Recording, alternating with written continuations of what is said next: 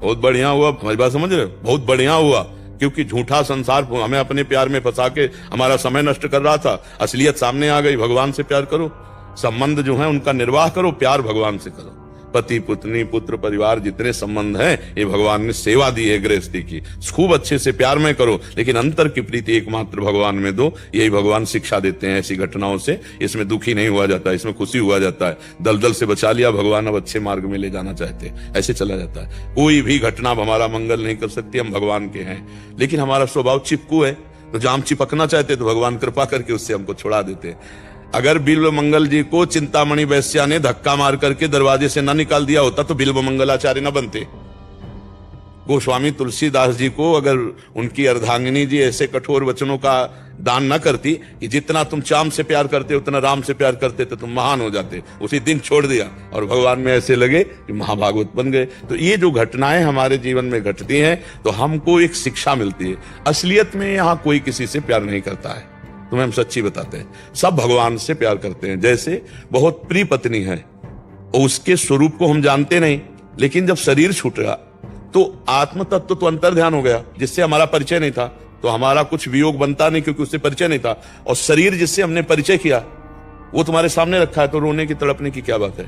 तो कहता नहीं वो चला गया जिससे प्यार करते थे। तो वो कौन था? वो स्त्री थोड़ी था, शरीर तो ढांचा पड़ा हुआ है, वो परमात्मा था। अनजाने में सब कोई परमात्मा से ही प्यार करता है, पर जान कर ले तो रोना धोना मिट जाए और ज्ञानी हो जाए। तो भगवान अपने जनों पर जब कृपा करते हैं तो ये झटका देते हैं, संसार के जो हम मिठास बांधे हुए हैं ना संबंधों में, उसमें कटुता फेंक देते हैं। तो असलियत में समझ में आ जाता है यहाँ कोई अपना नहीं, यहाँ कोई किसी का नहीं। आप खूब कमा रहे हो, खूब रुपया पैसा, तुम्हारे दोस्त होंगे, पत्नी प्यार करेगी, सब करेगी। संसार का स्वार्थ का संबंध है। भगवान कृपा करे जिनके संबंध में मिठास हो, भगवत भाव करके निकल जाओ, नहीं तो इन्हीं संबंधों के फंसाव में फंस करके जीव भगवान का भजन नहीं कर पाता, भगवान से विमुख हो जाता है। तो इसमें कोई ऐसा शोक करने लायक थोड़ी है, बहुत बढ़िया बात है। क्यों? डॉक्टर विनोद जी ग्वालियर से। राधे राधे। राधे राधे महाराज जी, आपके चरणों में कोटि कोटि प्रणाम। महाराज जी, ऐसा कोई भी प्रश्न शेष नहीं रहा जिसका उत्तर आपने ना दिया हो और आपकी वाणी के द्वारा उसका संशय नष्ट ना हुआ। महाराज जी, मेरा एक फिर भी एक अंदर भाव है कि परम आदरणीय स्वामी विवेकानंद जी ने अपनी महासमाधि से पूर्व कहा था कि मैं इस शरीर को पुराना वस्त्र की तरह त्याग दूं, परंतु मैं कार्य करना बंद नहीं करूंगा। मैं मनुष्यता की तब तक प्रेरित कर सकूंगा जब तक करता रहूंगा, जब तक मनुष्य इस ज्ञान को प्राप्त नहीं कर लेता कि वो ईश्वर के साथ एक ही है। शायद क्या कहना चाह रहे हैं? तदात्म है। इसका तात्पर्य क्या है महाराज जी? क्या महापुरुष अव्यक्त रूप में भी कार्य करते हैं? व्यक्ति नहीं थे, क्या थे? क्या थे बोलो ना? विवेकानंद क्या थे? विवेक का आनंद। और विवेकानंद कभी नष्ट नहीं होता, वो जीव के कल्याण के लिए सतत प्रयत्नशील रहता है। वो यहां भी प्रकट हो सकता है, यहां भी प्रकट हो सकता है, यहां भी प्रकट। विवेकानंद कोई प्रकृति जनित शरीर का नाम नहीं है, आत्मानंद का नाम है विवेकानंद। विवेक सत और असत का निर्णय करने वाली वस्तु जो हमारे अंदर जागृत होती है बुद्धि में, उसे विवेक कहते हैं। तो विवेकानंद किसी भी जीव प्राणी का आश्रय लेकर प्रकाशित हो सकता है, वो शरीर की जरूरत उसको नहीं है, वो विवेकानंद है। अगर हम किसी व्यक्ति विशेष, संत विशेष की बात करते हैं तो जीवन मुक्त महापुरुष दोबारा यहां नहीं आते। ये कोई खेल का मैदान नहीं है, ये दलदल है। एक बार जो निकल गया दोबारा यहां नहीं आता। दोबारा अगर भगवान भेजते हैं तो बहुत सावधान प्रकृति का होता है, कुछ समय में अपना काम करके चला जाता है। हर जीव में विवेकानंद छुपा हुआ है, मानते हो ना?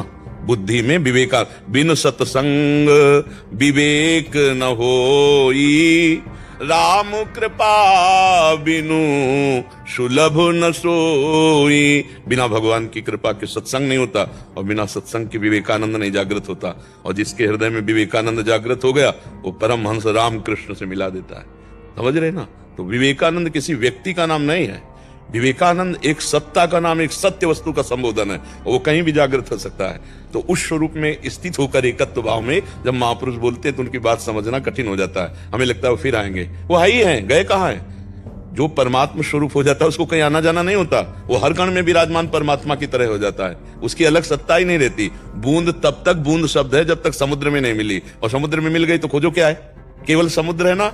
ऐसे ही जीवात्मा जब तक शरीर पर अहम करता है तब तक उसे कहा गया, और शरीर राग रहित हो गया तो परमात्मा ही है। ब्रह्मविद ब्रह्मैव भवति, ब्रह्म स्वरूप हो गया तो उसको आना जाना कहाँ है? वो सर्वत्र व्याप्त है। आप समझ पाए? महाराज जी, आपने भी एक वक्तव्य में एक बार कहा था कि गुरु तब तक, जब तक तुम्हारा कल्याण नहीं हो जाता तब तक गुरु तुम्हारा। सब जीवों के अंतर में गुरु विराजमान हो, बनावे ना बनावे, सबको गुरुदेव कहते हैं। तुम गलत कर रहे हो, तुम सही कर रहे हो। अंदर जब प्रेरणा आती गलत कर रहे हैं हम अनसुनी कर देते हैं। बहुत सूक्ष्म वाणी गुरुदेव की होती है, क्योंकि अखंड मंडलाकारम व्याप्तम एन चराचरम तत्पदम दर्शितम एन तस्मै श्री गुरुवे नमः।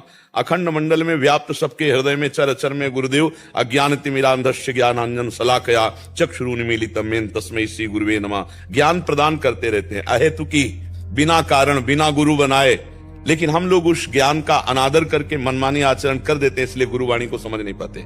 यही है, यही सबके गुरुदेव बैठे हुए हैं जो सत का उपदेश करते रहते हैं। हम सत में स्थित नहीं हैं, इसलिए असत आचरण करके उनकी अवहेलना कर देते हैं, इसलिए हमारी दुर्गति हो जाती है। नहीं, हृदय के गुरु को पहचान ले, बाहर के गुरु तो कण कण में विराजमान है ही है। हृदय के गुरु को पहचानना है, और जो बाहर व्यक्ति को गुरु बनाता है, गुरु को परब्रह्म नहीं देखता, उसका कल्याण ही नहीं होता है। क्योंकि गुरु साक्षात परब्रह्म, परब्रह्म है तो एक सीमा में नहीं है, वो असीम है, सर्वत्र है, सर्वशक्तिमान है, वो एक है, वो गगन सदसम आकाश की तरह है, तत्वमस्यादि लक्ष्यम विमलम सर्वसाक्षी भूतम, वो त्रिगुणातीतम कामना रहितम गुण रहितम, ये सब सदगुरु के स्वरूप है।